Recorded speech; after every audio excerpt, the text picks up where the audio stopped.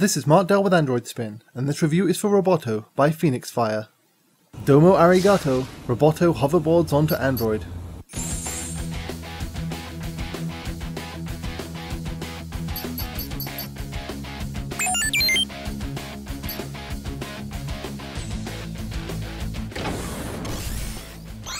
There really aren't enough platforming games on Android that aren't just one-button side-scrolling platformers.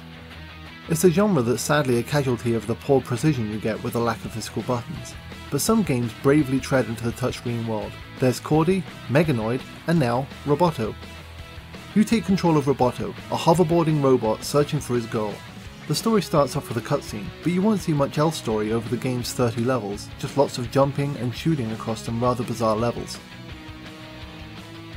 There are 3 worlds to glide through, each with its own style, and they're not just in full 3D, they also animate, with dishes turning and ships flying around, which comes together to give Roboto a great and detailed art style.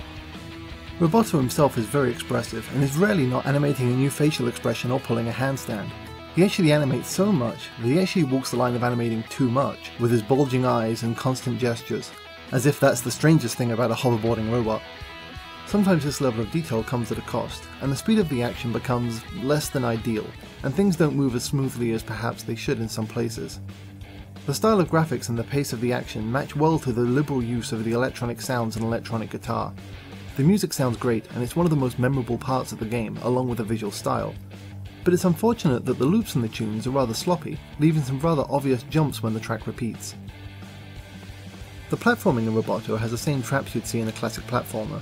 Moving platforms, jumping on enemies' heads, collectibles, but there's also a few tricks to help keep you in the action should the controls take the better of you.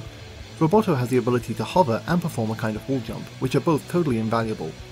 Both these tricks and your weapon can't be used continuously without picking up more energy, which is found around the levels along with other items that can be used to purchase better weapons and improve your score.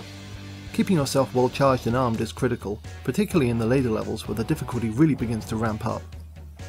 Earlier levels quickly introduce you to being frequently spun upside down and platforming on the ceiling, and then gradually introducing other hazards to you, but by the time you reach the last set of 10 levels, things become quite tricky as you're trying to avoid being shot from several different directions, while the platform underneath you starts to crumble away.